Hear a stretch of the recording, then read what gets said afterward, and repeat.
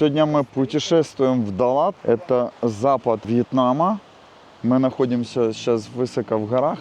С утра рано мы выехали, доехали до гор. Сейчас покажу горы. Вот такая вот местность. Невероятно красиво. Там такой классный водопадик. Куда-то мы дальше движемся вот туда в горы. Красиво тут, конечно.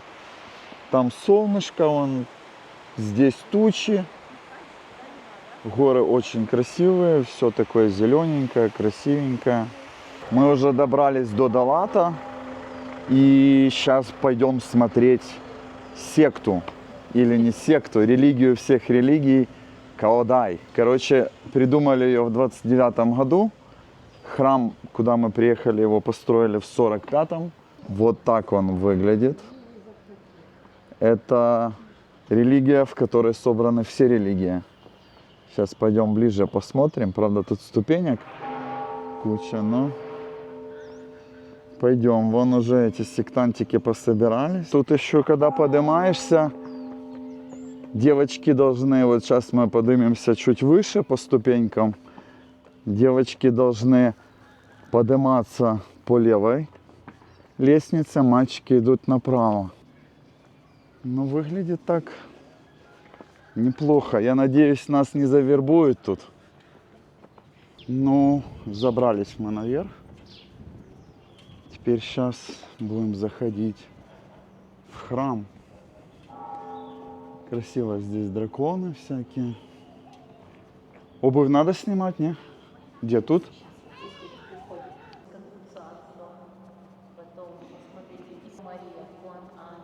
Ух ты. Да, тут такая в центре глаз. Какие-то у них такие девайсы здесь интересные. Не знаю, туда дальше заходить не буду. Одна из особенностей этой религии, они вызывают духов. И духов они разных вызывали. От Элвиса Пресли до кого? Да, даже в каком-то городе вызывали дух Карла Маркса. Но место такое, я не знаю, никакое. И вот эта религия, она уже насчитывает 2,5 миллиона, даже уже по некоторым этим исчислениям, больше верующих. Закончили мы осмотр храма. Выглядит прикольно, интересная идея. Конечно, намешано здесь куча всего и сразу. Ну, не знаю, что-то, наверное, в этом есть. Я не религиозный человек, поэтому меня оно не трогает. Но тут, я же говорю, все религии мира смешаны в одной. Кому-то это впирает. 2,5 миллиона человек верят в это, поэтому счастья и удачи. Прикольно, здесь в Далате вот такой поезд. Ух ты, какая железная дорога. Такие старенькие вагончики. Ух ты, купешки какие. Это поезд. Мы идем дальше в храм Чуа Лин Фук. Такая здесь движуха. Копы стоят. Давай.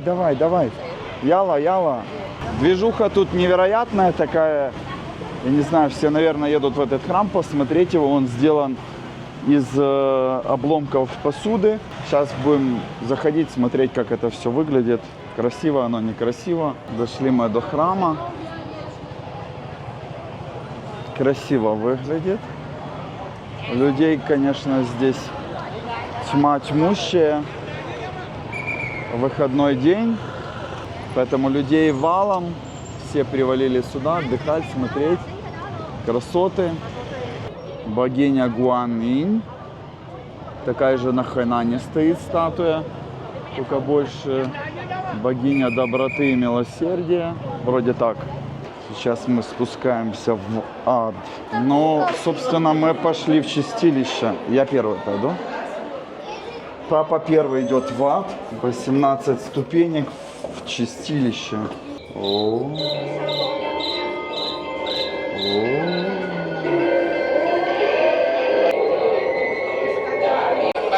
На соседа похоже нашего. Кислота кипит. Ну, а такой себе горячки какие-то там, в общем, понаставили. Не очень натуралистично, но я думаю, если сделать чуть более пострельнее, туда идти никто не будет. На выходе здесь есть магазин, можно купить всякие деревянные изделия. Сейчас я вам их покажу. Вот такие каменные, деревянные, статуи разные, Будды, львы. Здесь такие вон тоже резные всякие статуи. Ну вот этот Будда красиво сделан, вообще офигенно. И такие вот чайные столики, может даже обеденные. Стоимость такого столика, я не знаю, что это, розовый кварц или чего, но он на всю толщину такой. Стоимость $20 000. Ну вот этот, наверное, поменьше, может 7-10. Ну вот такой вот стоит 20 000 баксов. Сейчас мы переместились в рай. Здесь поприятнее играет такая музычка релаксирующая. Здесь сидит Будда и 18 архатов. Архаты — это те, которые они не достигли вершины просветления, и их миссия в жизни — это нести учение. Выполнены они довольно натуралистично так, если приглядеться. Прям даже волосики есть. Вот они разные. Так вот выглядят. Ой, это такой вообще прям улыбающийся. Прикольный. Вот этот серьезный. С посохом. Такой дед видно. Мудреный. Мы поднялись на второй этаж храма. Здесь такой вот колокол огромный. Выдают, ну боже, мужчина, пройдите. Выдают такие вот бумажечки. Вон сейчас мужик будет клеить. Такой колокол здесь. Значит, на него клеют бумажки. Вон эти бумажечки. Вот такие вот бумажечки. Загадываешь желание, клеишь на колокол и барабанишь в него. И, собственно, желание улетает наверх в небеса, и там оно обязательно сбывается. Пошли писать.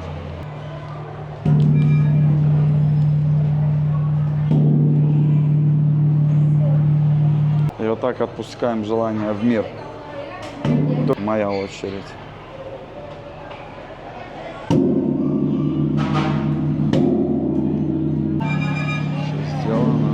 Колокол огромный. Мы пришли в храм богини Хуанань. Выглядит фантастически красиво. Сейчас мы пойдем внутрь. Здесь тоже между статуями находятся монахи. Я вообще сначала подумал, что они настоящие. И где-то здесь нужно взять бумажку. Вот тут, в храме за статуей, здесь можно достать такую бумажечку перед тем, как ее доставать. Задаем вопрос богине. И, в общем, на вот этой бумажечке будет какая-то притча. Ее надо будет, она на вьетнамском, нужно будет в Google переводчике перевести. И будет ответ на ваш жизненный вопрос. Вьетнам является одним из лидеров по экспорту кофе и по качеству его. Мы приехали на ферму кофе Лювак. Здесь очень их много. Значит, и мы будем пробовать кофе Лювак вьетнамский. Попробуем, в чем разница с индонезийским. Индонезийский мне последний раз не понравился сразу. Скажу, ну попробуем сейчас, как здесь это на вкус. Также здесь есть слоны и, по-моему, есть кофе-слон. Оно немножко отличается. Выглядит это все таким образом. Здесь растут деревья. Нужно набрать немножко спелых плодов. Сейчас мы спелые наберем. И пошли искать лювака. Вон, в принципе, сидит лювачок. Лювачок. Живут они парами. Вот они, лювачки, к ним даже можно здесь забежать. Ух ты, иди ты нахрен, а? Можно зайти. Он шипит, сидит. Короче, к ним, по идее, можно зайти, но он прям скалится на меня так. Короче, к людям они не привыкли. На вот этой ферме, где мы находимся, здесь у них обитает 800 особей люваков. И в год они производят 6 тонн кофе лювак. Достойный такой показатель. Вот это кофе из-под слона. Это оно такое более светлое. Это вот из какуляк его достают, из таких. Вон как раз оно все. А это какахи лювака. Так оно выглядит. Таких лотков вон с зернами кофе уже промытыми. Здесь очень много. Оно под солнцем все высыхает. И потом его обжаривают. Это зона, где можно отведать кофе. Здесь люди вон пьют кофеек. У них есть плантации вот таких вот офигенно красивых орхидей. Я таких даже не видел. Ну, есть, которые стандартные, есть, конечно, очень такие красивые. Здесь также можно купить рассаду для орхидей. Мы здесь тестим сейчас два вида кофе. Это лювак и кофе слон. Слон – это из какашек слона, лювак – из какашек лювака. Лювак отличается, конечно, от индонезийского. Вот этот намного вкуснее, более выражен вкус у него. Он интересный, вкусный, мягкий. Можно даже детям со скольки. В общем, тут низкий очень процент кофеина. И можно деткам пробовать. И кофе слон, сейчас я его тоже попробую. Кофе слон помощнее, в нем больше намного кофеина, и он такой более бодрящий и с таким шоколадным вкусом. Покататься на слонах, вон люди сверху катаются. И тут живут обезьянки. Бибизяки классные, вспоминается жизнь в Таиланде, где таких очень много.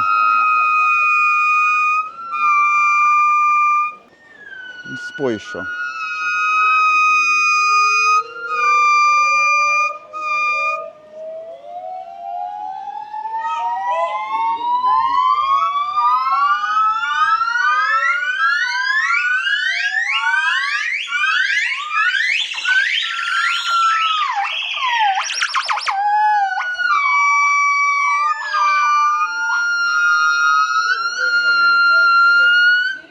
Есть здесь еще магазинчик, всякие продают мед разный, какую-то хрень непонятную, крем с токсином кобры, грибочки, какие-то еще из кобры хрени, изделия с кожи змеи, всякие сандалики, кошелечки, чаечки, можно бухлишко купить с коброй, бедная кобра, дуриан сушеный, ну такое всякое барахло. И здесь тоже проживают тигры бенгальские. Вот такая вот милая кошечка или машина для убийств. Сейчас здесь есть развлекушка покормить крокодила. А ну давай, крокодайл. Сейчас дядька пришел, шороху наведет. О, какой, а? Ой, ты какой. А еще здесь живут такие маленькие львята. Ой, сейчас он, чувак, тебя грызи-рысь сделал. Мы приехали в парк развлечений какой-то с горочками. Мы едем на вот такой вот машинке. Выглядит это вот таким образом. Прикольно. Такая тележечка. Вау, полетели. Ой-ой-ой, да, оно такое быстренькое. Мы уже спустились вниз к водопаду. В принципе, классная такая горочка. Нам понравилась, она не медленная, довольно... Ну, нажимаешь на газ, да едешь себе быстро. Мы уже внизу водопада. Сейчас подойдем поближе, посмотрим, что тут да как тут. Водопад красивый, большой он такой. С двух, наверное, секций. Он первая здесь и вторая повыше. Сейчас мы туда пойдем. Здесь еще снимали фильм какой-то, тут Кинг-Конг. Я не знаю, какой-то вот, в общем, фильм снимали тут с Кинг-Конгом. Снимали его здесь. Поэтому водопад популярный. Дальше он Спускается в такую реку, красивенько здесь. Вон Кинг-Конг, ну и вот сам водопад. Красивый. Ну а обратно возвращаешься тоже на таком подъемничке. Удобно, что не надо пешком подниматься. Кстати, это многим бы на заметку, особенно в Индонезии, где вот такие подъемники шуруешь на своих ногах, либо покупаешь, арендуешь моторикшу. А здесь вот так вот, хотя вон есть люди, которые поднимаются пешочком. Финальный поинт нашего сегодняшнего маршрута – это канатная дорога, которая ведет на вершину холма, с которой открывается прекрасный вид на город Далат. Вот такие вот кабинки, влазят сюда по 4 человека.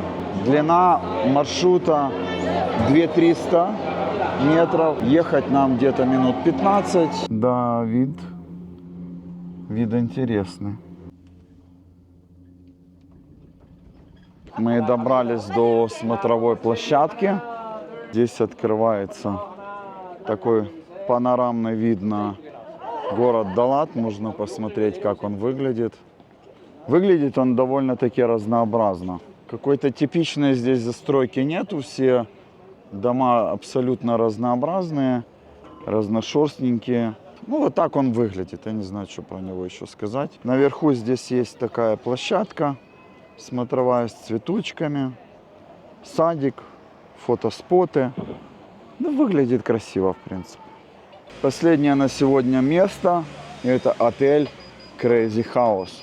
В общем, коротко построила вьетнамка. Ее отец был правой рукой Хошимина. Даже вот так вот, на минуточку. Она училась в Советском Союзе, потом она вернулась сюда. Через какое-то время, в общем, она осела в Далате и решила построить какой-то такой сказочный отель. Вошел в список самых лучших отелей в мире. Папа у нее был генеральный секретарь Коммунистической партии Вьетнама.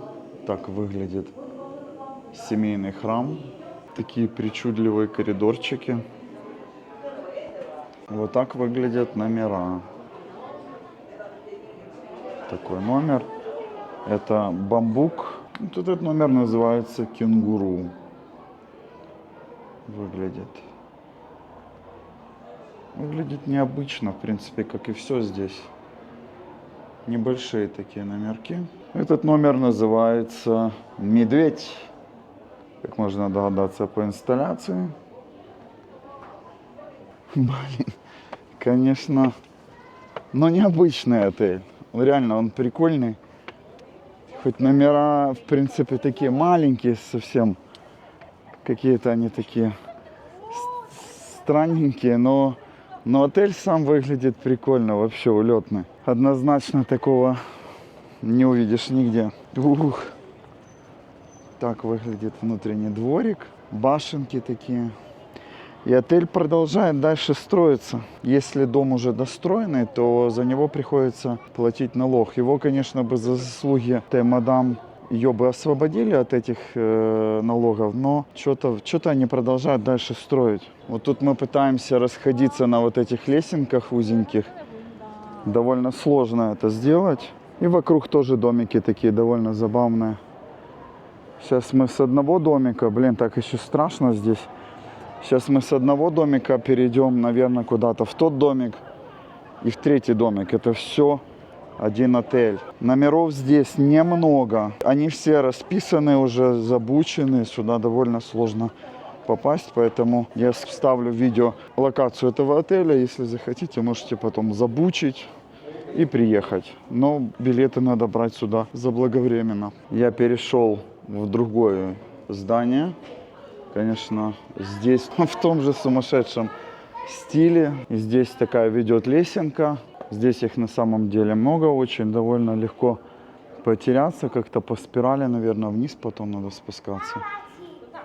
Куча этих лесенок. И по лесенкам этим тоненьким поднимаешься вверх. На крыше этого здания такая вот фигура танцующей. Какой-то мужик и танцующее дерево.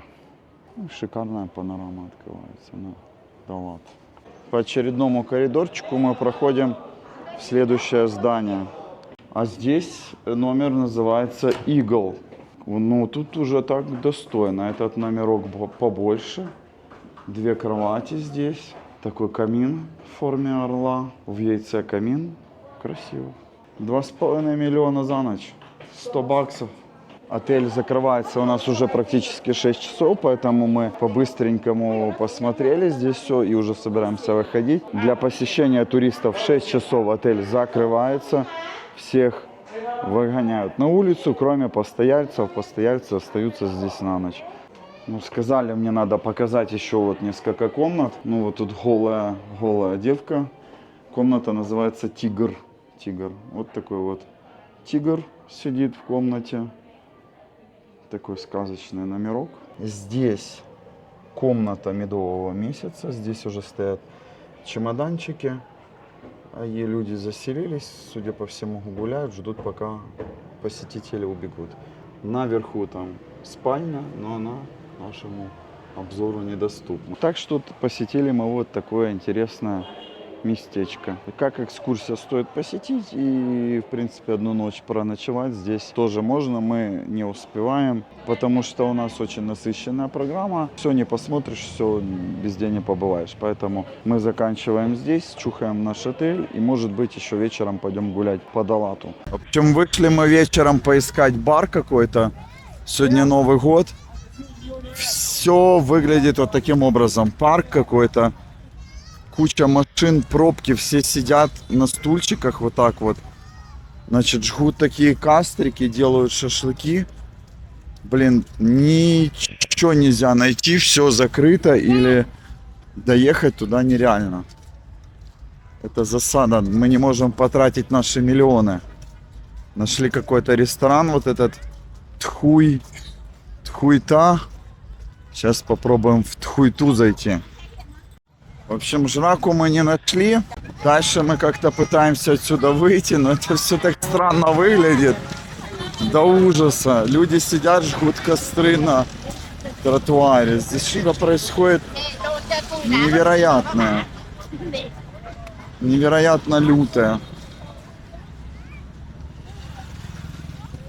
Но мы на самом деле, короче, вообще в печали, потому что жрать хочется капец как. А дойти до какой-то съедобной жраки нереально. В общем, в поисках веселья мы обошли весь центр Далата и тормознулись в прикольном андеграунд-пабе, где под каверы хитов нашей молодости, пивас и сосиски мы и провели остаток нашего вечера.